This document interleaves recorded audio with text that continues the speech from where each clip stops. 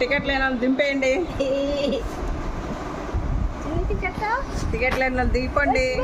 Bus దిగిపోండి.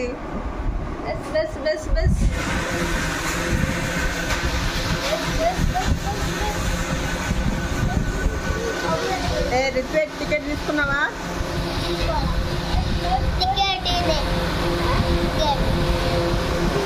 చూడు పాప తీసుకోలే టికెట్, అందుకే దిగిపోయింది.